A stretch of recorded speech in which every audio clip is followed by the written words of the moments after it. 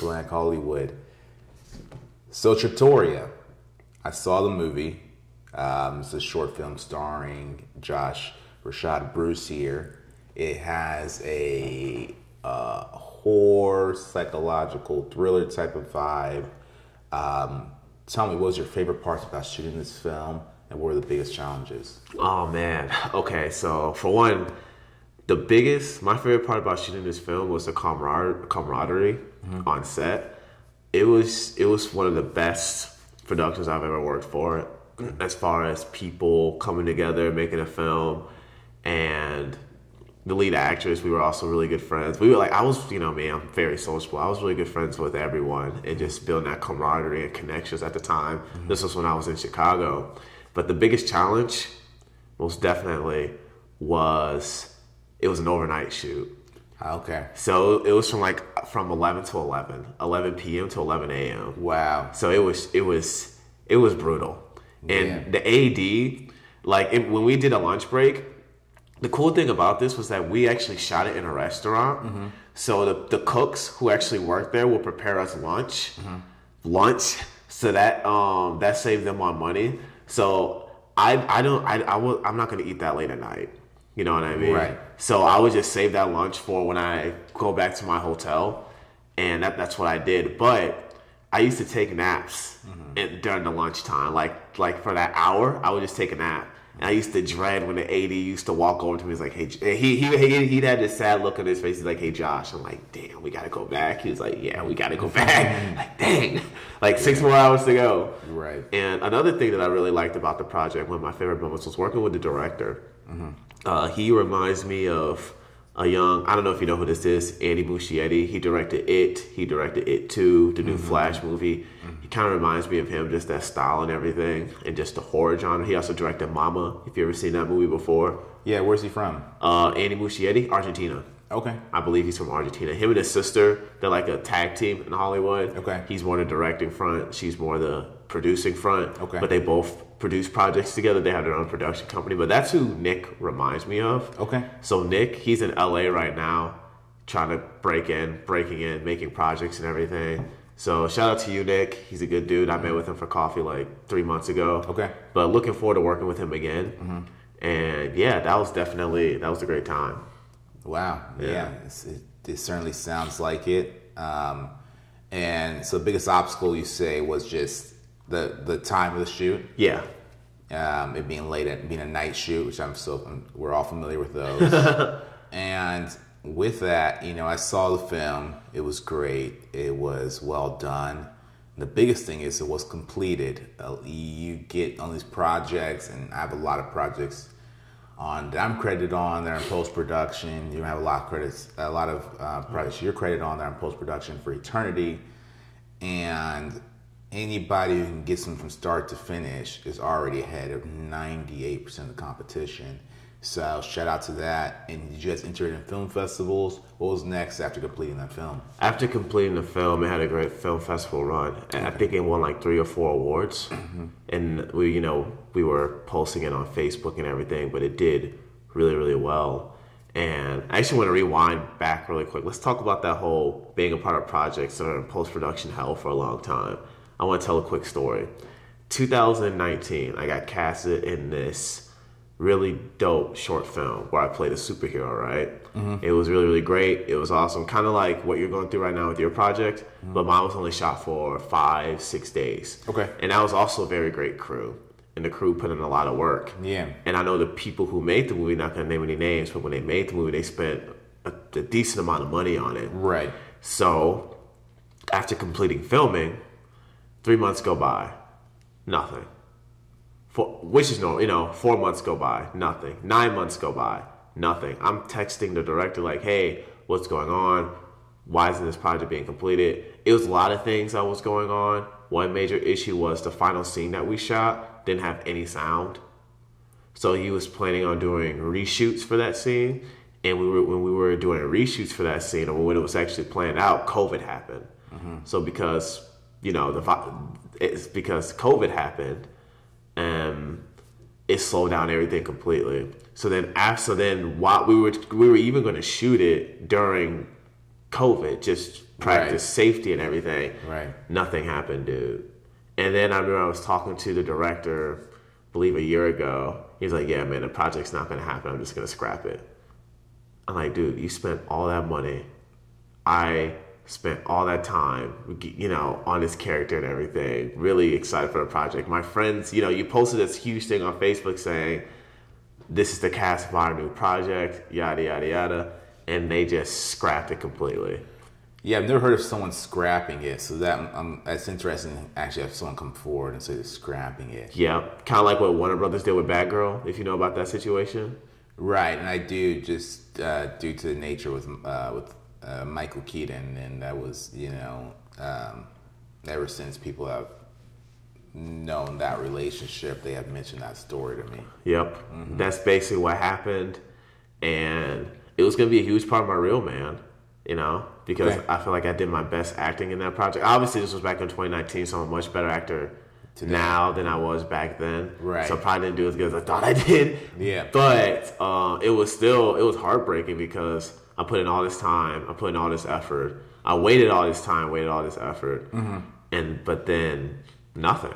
You're right. And then I did a short project for this person as well, and you know, I was like, cool, you know, I'll get footage. Never got any footage from that either. Wow. Never got anything. So, you know, part of me doesn't really want to work with this person ever again because right. It's here's the thing. If you don't complete the project, fine, but at least give the footage. Yes, because I wasn't getting paid. I was doing this for free. Oh wow. You know, part of it too, yeah. So I took vacation for my job. I mean, I'd rather be filming than working, but that's still vacation days that I could have used for something else. You know what I mean? For another project where I could have gotten footage or something. But I didn't even get footage, man. If I would have gotten footage, I would not be telling the story right now. Right. But because I didn't get footage, of course, I'm telling the story right now. Yeah. So that was it was nice to be a part of a project like TRATTORIA, even though TRATTORIA, it was only 13 minutes. That took like 3 days. Right. I was happy that the project got completed. Right. And that it was done, and the director was a man of his word, and he sent me the project and everything. And it was nice to work. And he's way younger than me. He's like 22, 23. Oh, really? Very, very professional. But when, you know, this is what happens when you work with people in Chicago versus, you know, the other city that I was in. But yeah, that was very, very frustrating when I discovered that he scrapped the project totally. So yeah, and that happens a lot more than you think too. And I'm not talking to you. I'm talking to the audience. This happens a lot more than you think. You'll be a part of these projects where you feel like you gave your best performance, where you spent all this time developing the character and everything, and getting ready to perform. And when you do perform and you do a good job, and everyone's clapping, surrounding you, saying, "Oh my God, you're doing so good," they're probably just whatever, you know. And then after the project's over, you feel good about yourself. You can't wait to get the footage. You can't wait for the movie to come out so you can promote it. Right. But then once months go by, nothing. Now, would you feel good if they decided that they weren't scrapping it and they still wanted to bring this thing to life? And let's say 6 months from today, it was out there in the market and they're marketing it. Would that make you feel better about the outcome of it? Yeah, most definitely. Yeah. Absolutely. Yeah, that's made me wonder with people like that, because when things are delayed, whether they take, 18 months or it takes 3 years for it to come out, would the people who were a part of creating it still be just as proud that it did hit the market? And, I know I had friends who were part of Top Gun, and it filmed in 2018. And during that 2018, the 2022 window, my guys are just walking around like they're normal, nothing going on, nothing really changed for them. They got other work because the confidence they built from booking that one. Right. But they didn't get the grand, like the respect they thought that, for the dues they paid quite yet, because the film was pushed back because it was shot in 2018. It was ready to go in 2020. The pandemic hits, gets pushed back to 2021, gets pushed back to 2022. It comes out now, and it's up for Best Picture, and probably will win Best Picture, to be honest. It will. Yeah, there's really no doubt in my mind. I said it here first. So, with that being said, of course the guy's just as proud the project came out. I mean, I didn't ask. I mean, I can, but it's a no-brainer because, like I said, it's up for Best Picture now. But I want to know, as far as the actors, as far as everyone else, you know, the filmmaking is quite the process, especially something that's going to be critically acclaimed. And so, which is no excuse to drag it out, guys. But with that being said, for the talent and for everyone a part of it, will they still be just as proud if it comes out and makes waves later than they expected? Yes, absolutely. And listen, I understand that some projects take a while. If they were still working on it hard today and they were just running into financial issues or anything, Which is common. Which that in that point I would have stepped in and donated some money, you know, or given some money. But it was the fact that they just completely scrapped it. They spent like, they spent like 10 plus grand on this project. They had me go in for photo shoots and everything, and you know, chemistry reads, whatever, and they just scrapped it completely. I'm like, dude, like you just wasted all this time and resources. Yeah. Just to scrap it completely. Like you just wasted 10 grand plus. And I was, of course, I'm more mad that I didn't get my footage, but Okay. But I'm just like, dude, I could never do that. Yeah. You know what I mean? I could never do that. I would have to finish it. Yeah. You know what I mean? I spent all this money leading up to. It's like my opinion, it's like going to college halfway, and you just decide to drop out. Right. If you're doing well. If you're not doing well, you should probably drop out. You know, if you're not going to graduate to like 7 years, that happens, by the way, you should drop out. Right. But if you're doing well in college and you just want to drop out because you're tired of school, not because you're starting a business like Mark Zuckerberg or something, you know, if you just want to drop out just to, okay, I'm done, I'm just sick of school, it's like you just wasted 20 grand. Yeah. And you got nothing to show for it, but that's my opinion. What were you going to say? Yeah, and I agree with that analogy. I had a different analogy as well. We'll write on that one. You know, my mom was really big into me going to college back in Missouri, do the 4 years of that. And that's because they didn't really know my ambition, tenacity, clarity on vision, singularity, and focus, which I didn't expect them to know that because, to be honest, as much as my family is loved, they didn't really possess that themselves. So it's hard for them to see it within somebody else. We kind of speak from experience.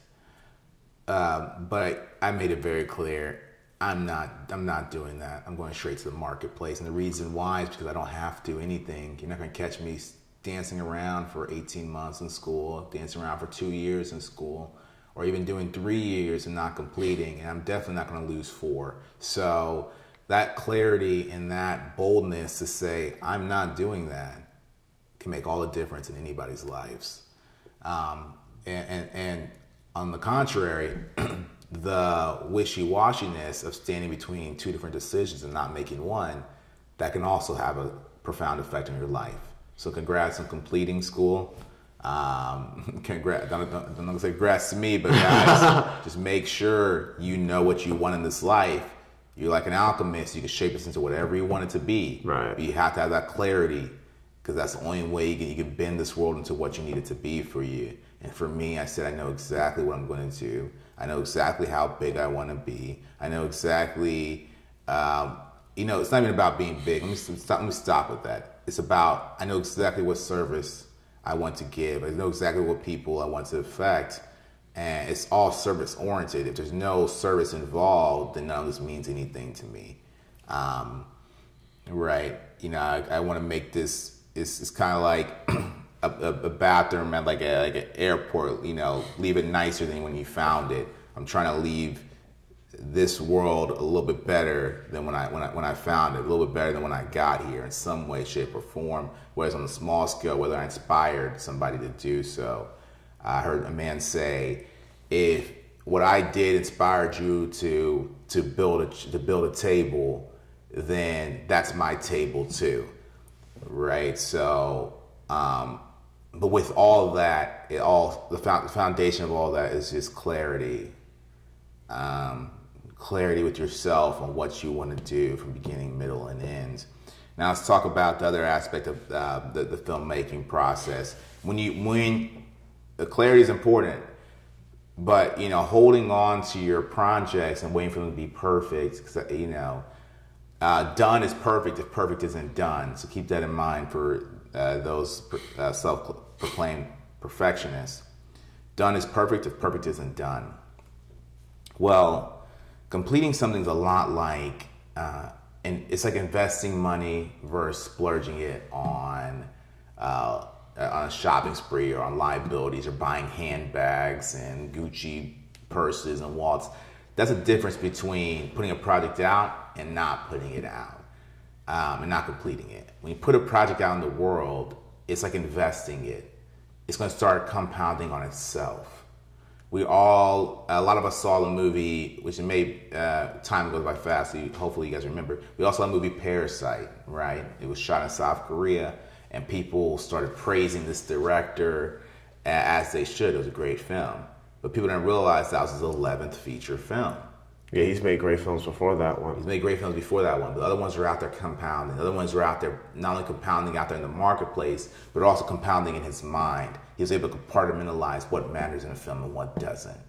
And so when you don't go through every step of the process, you're not training yourself with every step of the process. And you play how you train.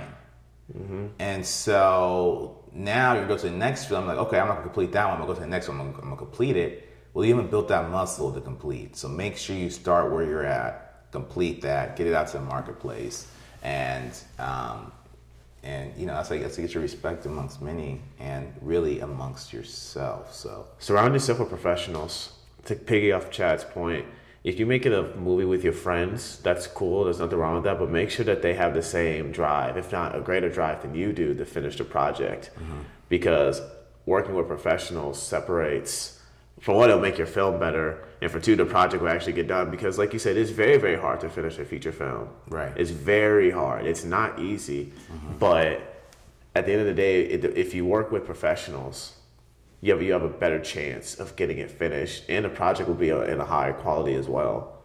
But that's my opinion. And in this project I was working in before, I was working with people who, you know, the typical, you know what city I'm talking about, don't want to say the city, but in that city you have a bunch of people who, at least they are professionals, but it's not in a very professional market. I see. You know what I mean? It's not like LA, it's not like Atlanta, it's not like New York. It's very, very different. Right. So people, unless you're paying them money, a lot of the people, they're less likely to finish projects because they just don't, you know? Yeah. It feels like they're more, if there is something in between a hobbyist and a professional, they all fall somewhere in the middle. Somewhere in the middle. Not all of them. Some of them are above professional. Right. Some of them are above professional.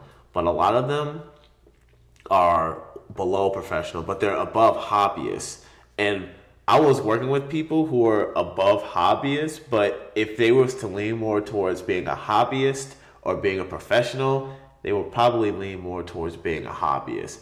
As far as the people who were controlling the project, right? If that made the people who were behind the camera and the crew, they were professionals. Okay. But the people who were funding the project, directed the project, co-executive produced the project, whatever, they were more on the hobbyists. I see.